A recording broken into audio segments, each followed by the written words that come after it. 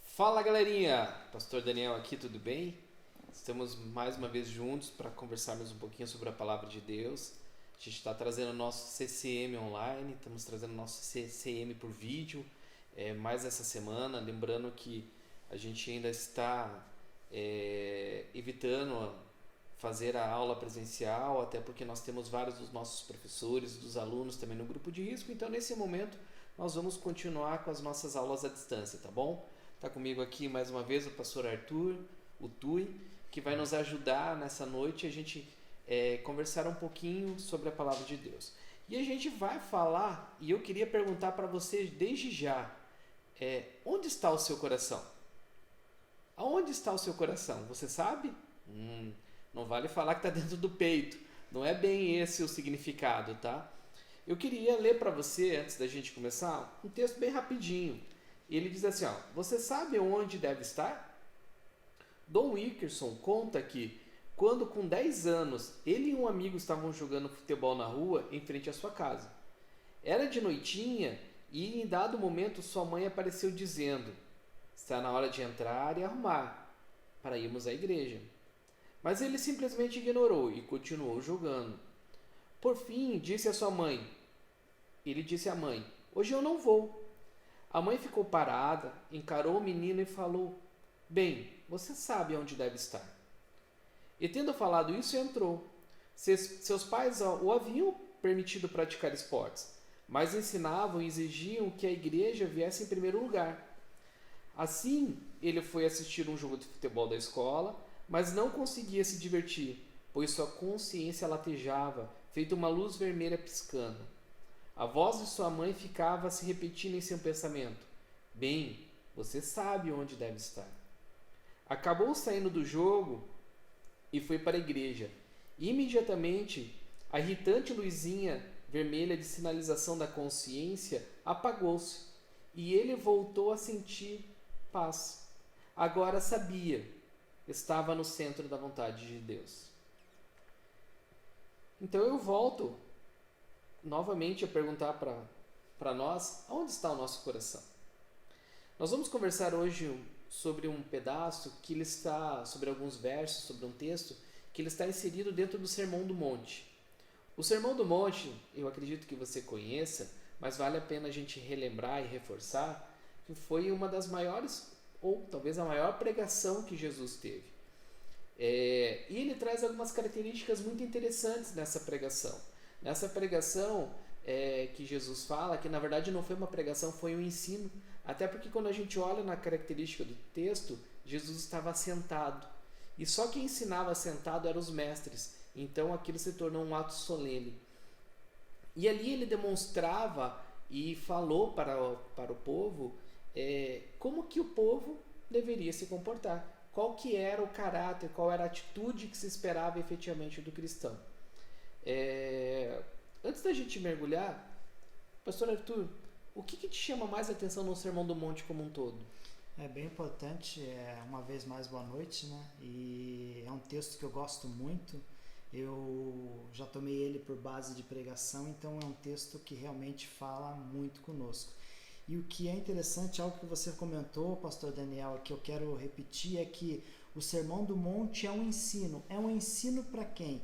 Eu quero citar aqui agora um grande teólogo, John Stott, que ele vai dizer que o Sermão do Monte não é um ensino para aqueles que querem se tornar discípulos. Pelo contrário, o Sermão do Monte é como quem diz assim, visto que vocês são discípulos, visto que vocês são filhos de Deus, desta maneira que vocês devem viver. Então, o Sermão do Monte é uma lembrança de Jesus de como um cristão deve se portar, de como um cristão deve viver. Por isso nós temos constantemente citado, você quer viver como um bom cristão, como um verdadeiro discípulo? Mateus capítulo 5, 6 e 7, que nada mais é que o Sermão da Montanha, o Sermão do Monte. Muito importante. Eu quero ler para vocês Mateus 6, do 19 a 24. O tesouros no céu. Não acumulem para vocês tesouros na terra, onde a traça e a ferrugem destroem, e onde os ladrões arrombam e furtam.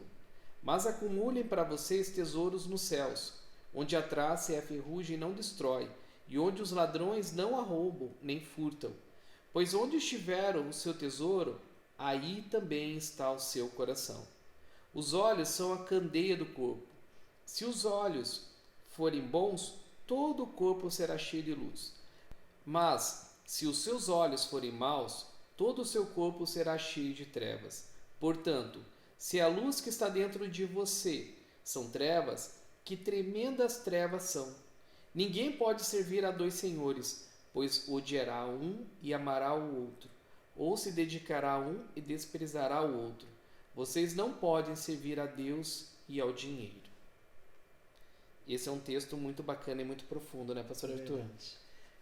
Desse texto que a gente leu, qual que é o seu entendimento no geral do texto?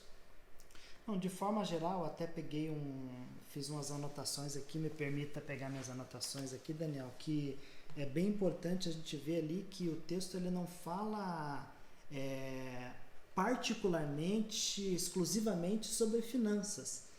Quem sabe alguém possa ter uma leitura desatenta desse pequeno trecho, dessa perícope do texto ali, e falar, não, ali Jesus está fazendo uma advertência acerca das finanças. O conhecimento deve ser muito mais profundo do que, Deus está falando ali, nos advertindo acerca de finanças. Ele está falando sobretudo sobre segurança e preocupações. E isso é bem importante. Então, de forma geral, se nós formos pegar esse texto de uma forma mais ampla, o que esse texto está falando? Ele está falando sobre segurança, sobre preocupações, sobre senso de prioridade, sobre status e autorrealização. É sobre isso que o texto fala de um modo geral. Na sequência, a gente pode até fatiar ele melhor para entender, mas de forma geral, o que o texto está nos lembrando? Aonde está a sua segurança? É isso que o texto quer nos trazer à luz. Legal. Um dos pontos que você comentou ali, eu acho bem bacana, que a questão da prioridade. Como que você acha que o cristão deve aplicar prioridade na sua vida? É bem importante, como eu falei, não tem como eu não citar, se nós vamos pegar ali os capítulos anteriores do Sermão do Monte, Jesus está tratando ali acerca de caráter. Então, nos textos anteriores, o Senhor Jesus ele traz o ensino aos seus discípulos acerca de caráter, acerca de posição, acerca de como deve ser o cristão. Aí a impressão que dá é que ele faz uma pausa. Agora que eu já consegui tratar o caráter e o coração de vocês, agora eu preciso ensinar vocês como viver de forma exterior, como vocês vão viver para o mundo, como vocês vão definir as suas prioridades, porque vocês já entenderam que vocês não são pessoas comuns. Vocês são cidadãos do reino. Logo, vocês precisam definir melhor as suas prioridades. Ou seja, se você sabe quem você é, se você sabe qual é a sua posição no reino, então você precisa aprender agora a organizar as suas prioridades. E se nós somos cidadãos do reino, as nossas prioridades têm que ser o reino. Pastor, eu vou viver para a igreja? O texto não está dizendo sobre isso.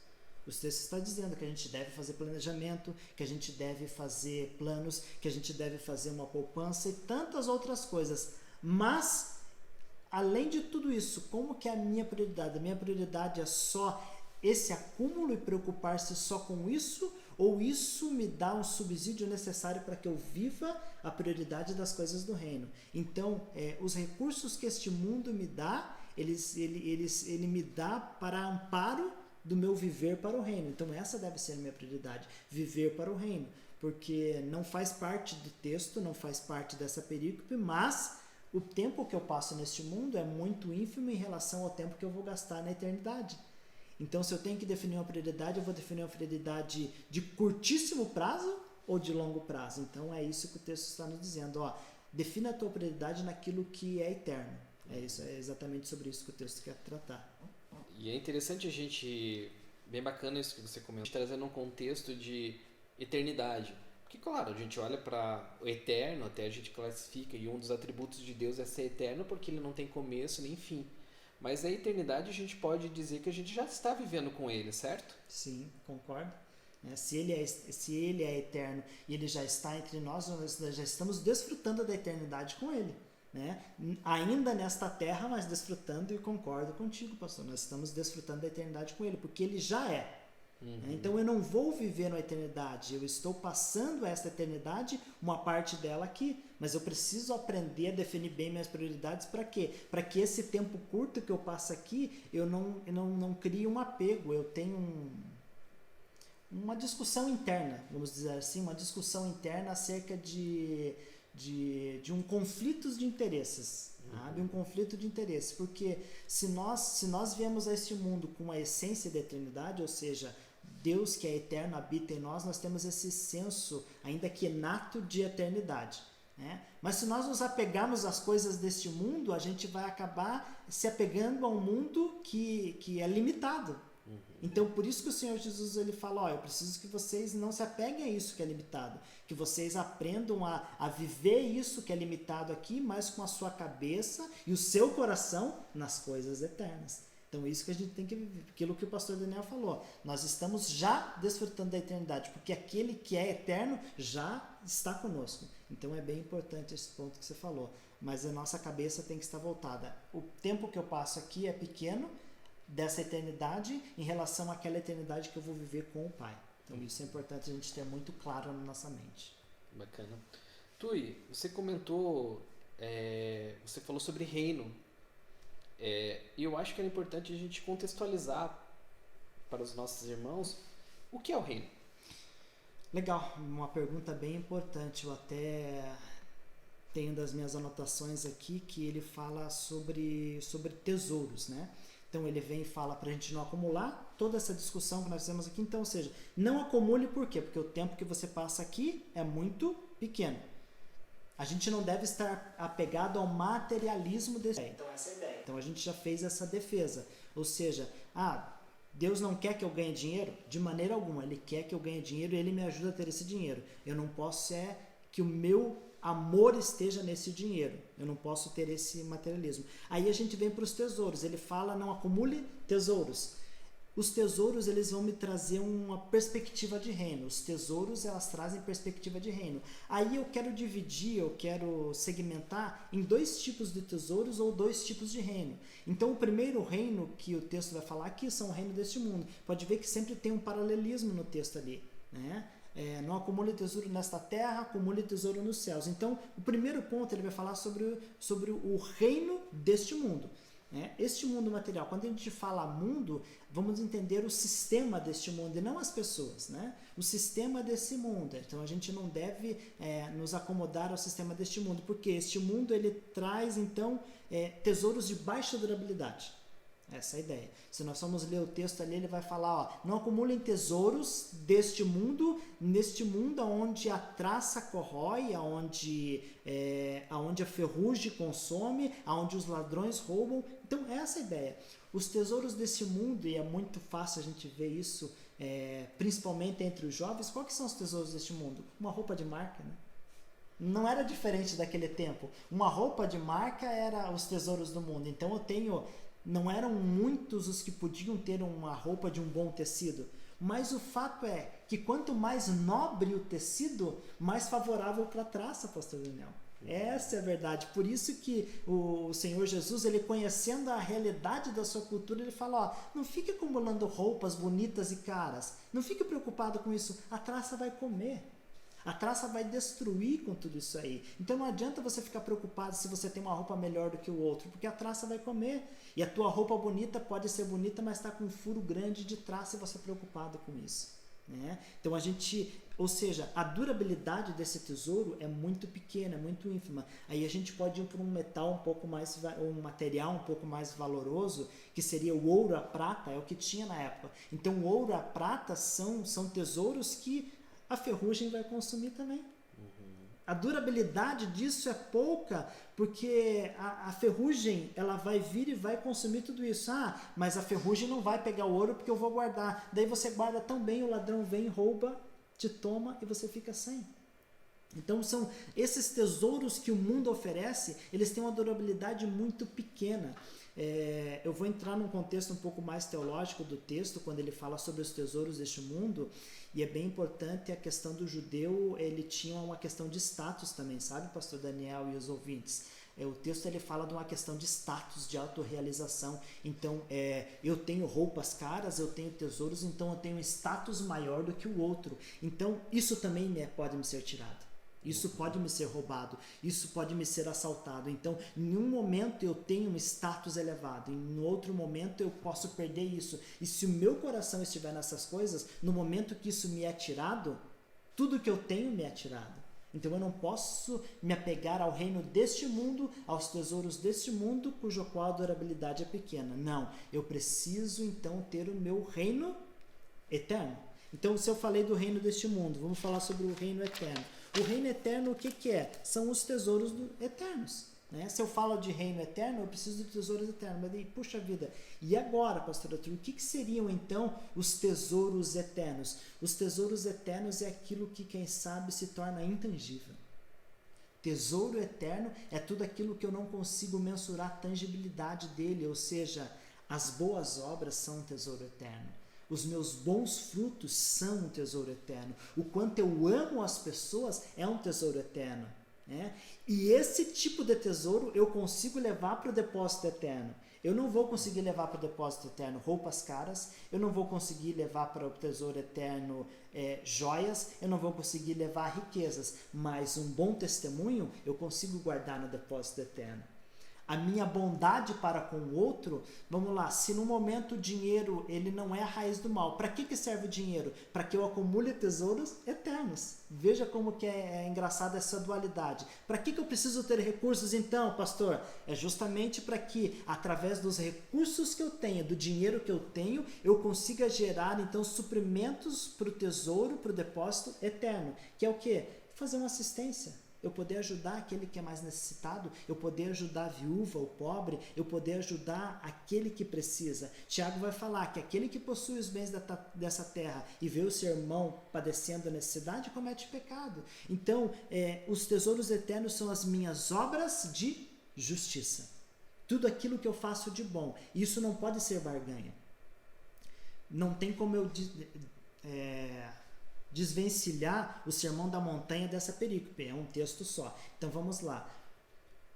Eu preciso entender que não é uma barganha. Então eu vou começar, pastor Daniel, vou começar a fazer obras de justiça, porque isso é tesouro eterno. Então eu faço obras de justiça para garantir. Não. A ideia é, o fato de você ser um cristão, ser um verdadeiro discípulo, faz com que você exerça obras de justiça. Não é o contrário. Você faz essas obras de justiça justamente por aquilo que você é, não por aquilo que você pode ter. E é esse pensamento que deve dominar o verdadeiro discípulo, o cristão, seguindo então a orientação do Sermão da Montanha. Deixa eu pegar então o contexto atual, se você me permite, pastor Daniel. E o texto fala sobre ferrugem. E daí é algo bem bacana, porque é muito atual do momento que nós estamos vivendo, desta pandemia, deste vírus, dessa peste que está assolando aí, não só o nosso país, mas todo mundo conhecido. Então, a palavra grega para ferrugem, ela dá sentido de comer, de comida, de corrosão. Né? A palavra grega que é utilizado para essa ferrugem, ela diz respeito àquilo que corrói, que come. Né? Mas, se nós formos lembrar, a base da economia daquela nação não era só ouro e prata. Dizia respeito também à agricultura. Então, o texto ele é muito bem aplicado também a pestes. A pestes que consomem aquilo que o homem tem.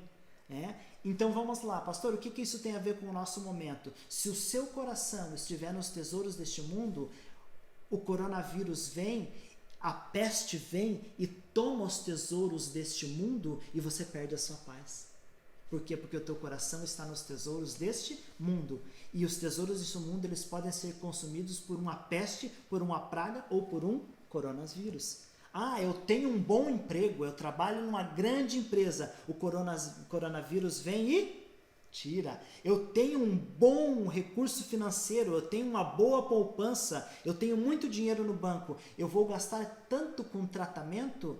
Por quê? Porque uma peste veio e consumiu tudo. E eu poderia discorrer aqui por várias situações que os tesouros deste mundo eles vão ser consumidos por algo que se chama ferrugem, que é uma peste, que é algo que toma aquilo que eu entendo que eu tenho posse, quando na verdade nada deste mundo aqui me pertence. Eu sou só um bom mordomo. Mas esse é assunto para um outro momento.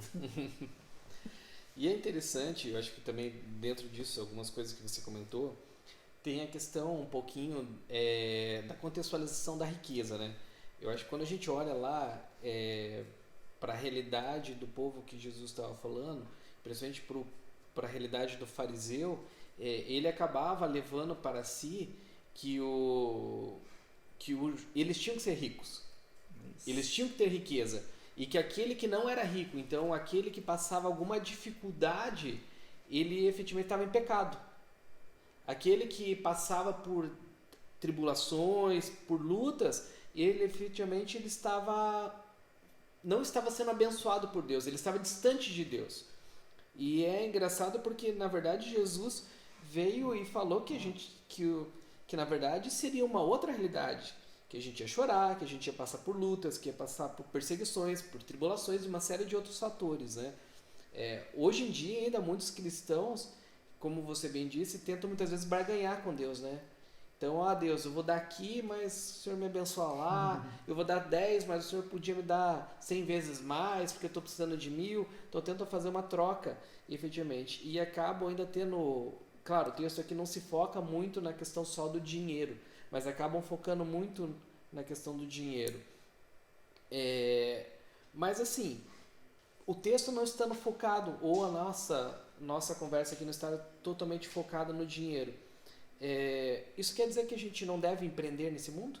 Pelo contrário, a gente deve sim, nós devemos fazer o nosso planejamento, nós devemos fazer a boa manutenção do nosso emprego, nós devemos fazer uma poupança, por que não poupar, nós devemos cuidar dos bens materiais que nós temos. O problema não está em possuir os bens, possuir as riquezas, o problema está em colocar o nosso coração nisso, porque aí vem o terceiro pilar, que é o que eu quero discorrer um pouco também. Quando o meu coração está nestas coisas, eu começo a criar falsos deuses.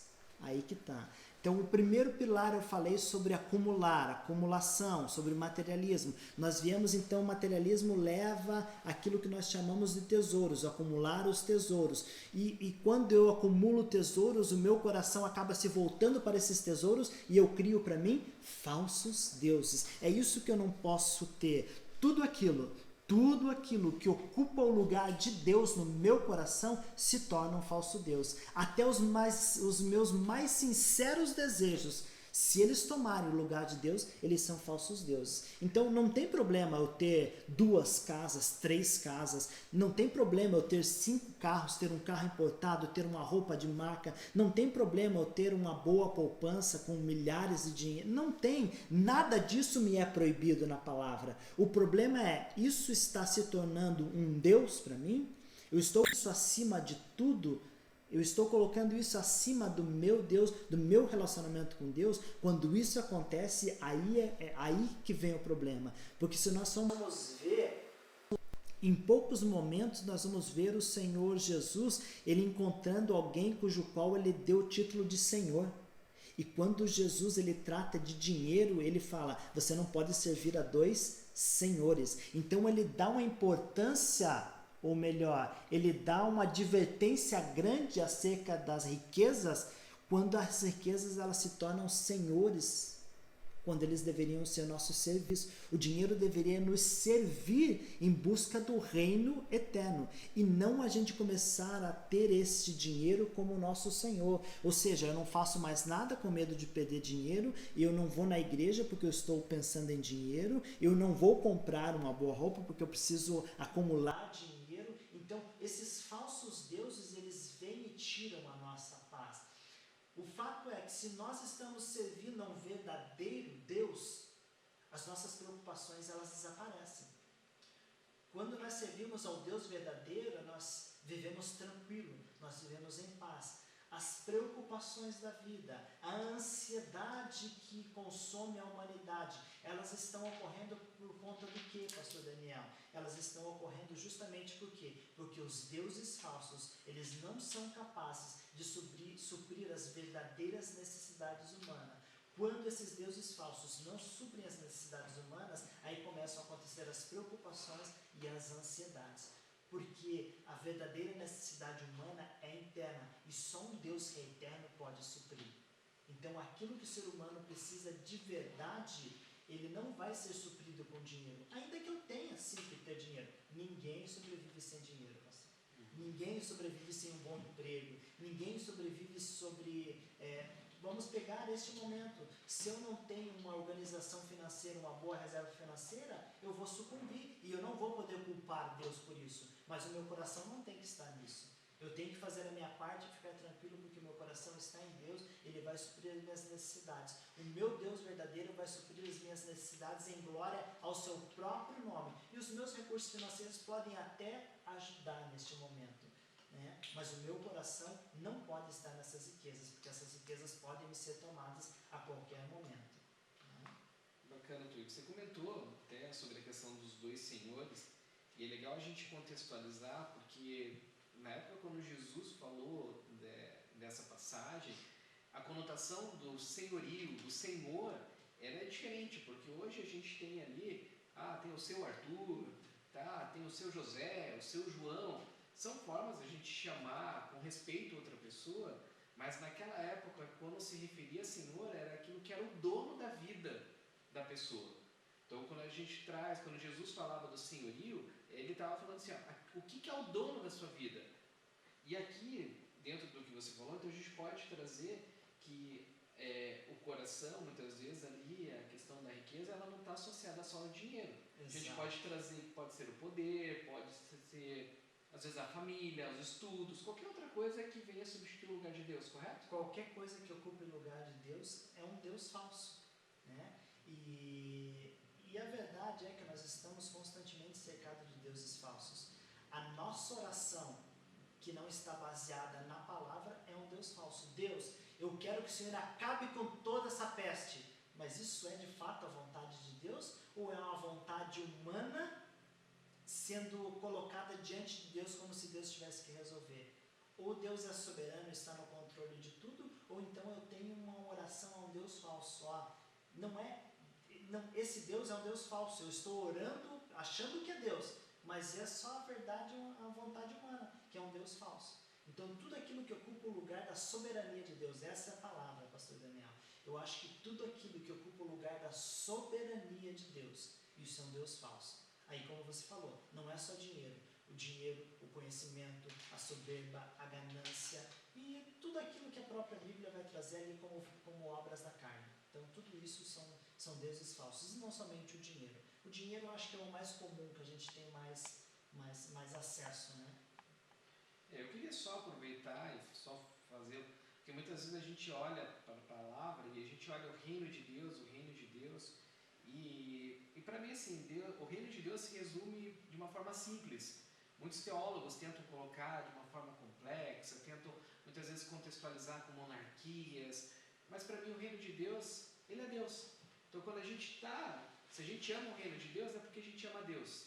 Então a gente pode trazer para nós, no dia a dia, que o reino de Deus é Deus. Então se eu estou procurando o reino de Deus, na verdade eu estou procurando o próprio Deus. Se eu estou procurando fazer as coisas para o reino de Deus, na verdade eu estou fazendo as coisas para o próprio Deus. Eu acho que isso é importante a gente ter em mente, porque muitas vezes a gente fica tentando contextualizar de uma forma complexa e ele é simples.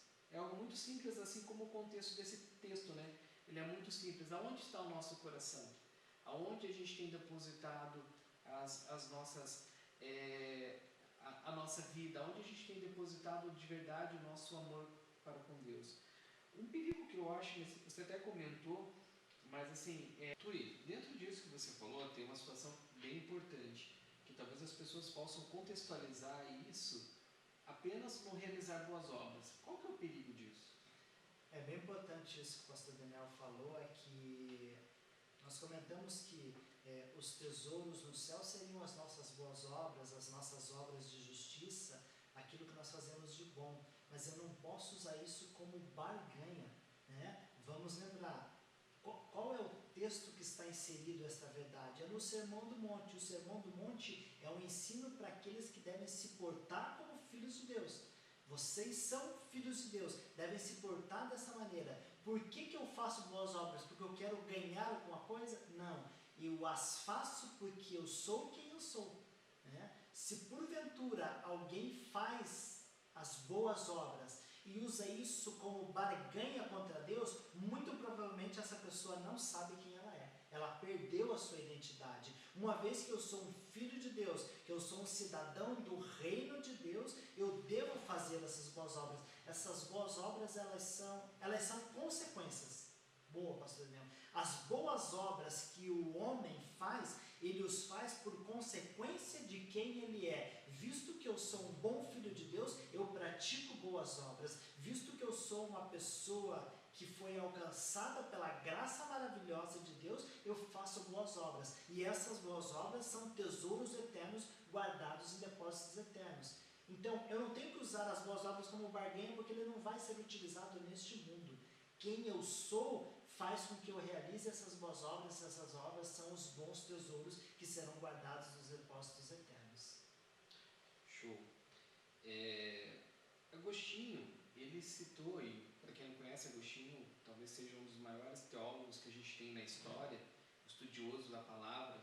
Ele citou que o Sermão do Monte, o Sermão da Montanha, é o programa perfeito para seguir uma vida cristã. Legal. Então talvez a gente possa trazer aqui que o Sermão da Montanha, ele nos ensina a conduta cristã correta. Na sua visão, qual que é essa conduta cristã correta? Excelente. Não tem como eu fatiar o Sermão do Monte e dizer que parte do Sermão do Monte, outra parte não. O Sermão do Monte é um contexto único. A gente pega pequenas perícopes, mas ela vai falar sobre uma única verdade. Qual que é a minha conduta enquanto um cristão, enquanto um discípulo? Eu sou um discípulo, qual deve ser a minha conduta? Como eu devo me portar? Eu devo me portar desta maneira porque eu sou um bom cristão, porque eu sou um filho de Deus, porque eu sou um cidadão do reino. Né? Isso me lembra um livro, nós vamos indicar alguns livros, eu quero pegar um aqui, Daniel, de John Stott, né? O discípulo radical. O discípulo radical, John Stott, ele vai falar, você é um discípulo e você deve viver dessa maneira. E tem um trecho aqui no capítulo 6 que eu quero ler, que ele fala sobre este equilíbrio. O equilíbrio qual que é o seu comportamento como um cristão? E ele diz aqui que o rei Eduardo, ele foi disciplinado de uma forma rígida pelo seu pai, o Jorge V. E tem uma frase aqui que é bem bacana, ele diz assim, quando eu fazia algo errado, ele às vezes me advertia dizendo, meu querido menino, você deve sempre se lembrar de quem é. Se ele apenas se lembrasse de que era o príncipe real destinado ao trono, não se comportaria de forma inadequada. A pergunta é, quem nós somos? Qual que é a nossa posição? Quem nós somos diz respeito a onde vai estar o nosso coração também.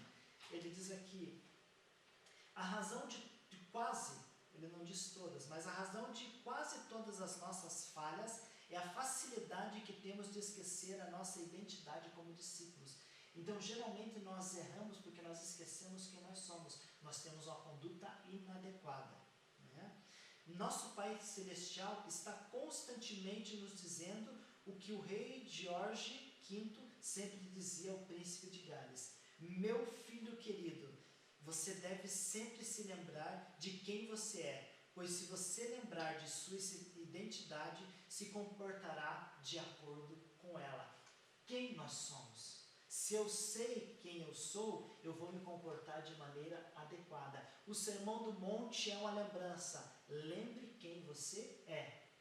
Lembrando como você é, lembre-se como você deve se comportar. Lembrando-se de como você deve se comportar, lembre-se de onde deve estar o seu coração. E o nosso coração deve estar em Deus, em um relacionamento com Deus. Porque é isso que importa, é o nosso relacionamento com Deus. Né? Então, esse texto que eu li está no livro de John Stott, O Discípulo Radical. Eu indico a leitura para todos aqueles que quiserem. Bacana. E assim, o crescimento, irmãos, ele vem de várias formas, e uma das situações que a gente pode indicar que é muito bacana, claro, leitura da palavra, participando do seu grupo familiar, vindo aos cultos, tendo uma comunhão com Deus, mas leituras de bons livros são muito importantes. E a gente tem na nossa biblioteca outros livros muito incríveis aqui na TG, e até o pastor Arthur separou mais alguns para indicar. Você poderia mostrar tudo?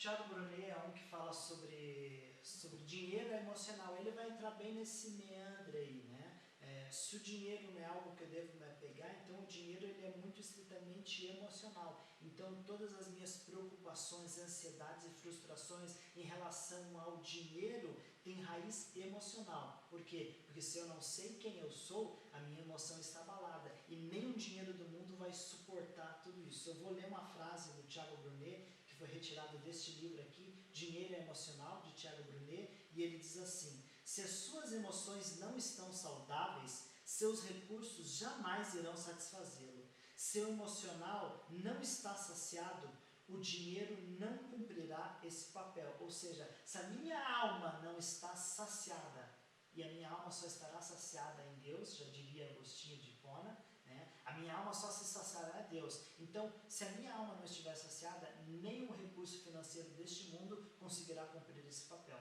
Então, esse livro vai falar sobre isso, sobre o dinheiro emocional, ou seja, quando eu estiver com as minhas emoções saradas, quando eu estiver com o meu coração em Deus, quando eu estiver com o meu coração firmado no Deus verdadeiro, não em deuses falsos, aí sim, aí os recursos financeiros vão começar a ser bons, porque o dinheiro não compra as necessidades da alma, né? Quem supra as necessidades da alma? Só aquele que conhece a minha alma. Então, o Dinheiro Emocional, um livro do Thiago Brunet, eu acho que é uma boa para leitura. E esse aqui a gente não entrou, então vou deixar só o gostinho, porque nós falamos que tudo isso aqui, se não estiver bem ordenado, vai gerar preocupações e ansiedades, que pode, quem sabe, ser um tema de uma próxima aula. Então eu estou indicando aqui um outro autor, Augusto Cury, e ele vai falar sobre ansiedade, como enfrentar o mal do século. Né? Quem sabe eu tenho dificuldades, nesse momento muitas pessoas estão sofrendo de ansiedade, então uma boa leitura é o Augusto Cury, como curar e enfrentar toda a ansiedade. Né? Tem um livro que nós não temos aqui, nós temos disponível na nossa biblioteca, Daniel, que é do pastor John Piper, que é Dinheiro, Sexo e Poder. É um livro também que vai falar muito para nós como nós devemos nos portar diante dessas coisas que nós devemos ter, mas não podemos ser dominados por ela. Né? Tem disponível na biblioteca da nossa igreja para aqueles que quiserem. Isso. Lembrando, irmãos, que nem o sexo, nem o dinheiro, nem o poder são coisas erradas por si. Não. O problema é quando a gente coloca nosso coração centrado nessas coisas, né? Verdade. Então tá bom. Bom, nós vamos ficando por aqui. Queria, antes de encerrar, orar por você e agradecer também o Tui por mais uma vez, o Gabriel nos bastidores. Que Deus abençoe, querido. Vamos estar orando. Senhor, Pai, queremos colocar as nossas vidas na Tua presença e pedir, Senhor Deus, que o Senhor possa estar nos direcionando, que possamos estar aplicando a nossa conduta cristã de uma maneira correta, de uma maneira viva, assim como nós conversamos nessa noite. Que o nosso coração possa estar centrado no Senhor, que ele possa estar demonstrando que é o Senhor, que a nossa luz possa brilhar através de Ti, Pai. E que possamos testificar e testemunhar do Seu grande amor para as pessoas ao nosso redor. Em nome de Jesus, amém. Deus abençoe a tua vida e até a próxima.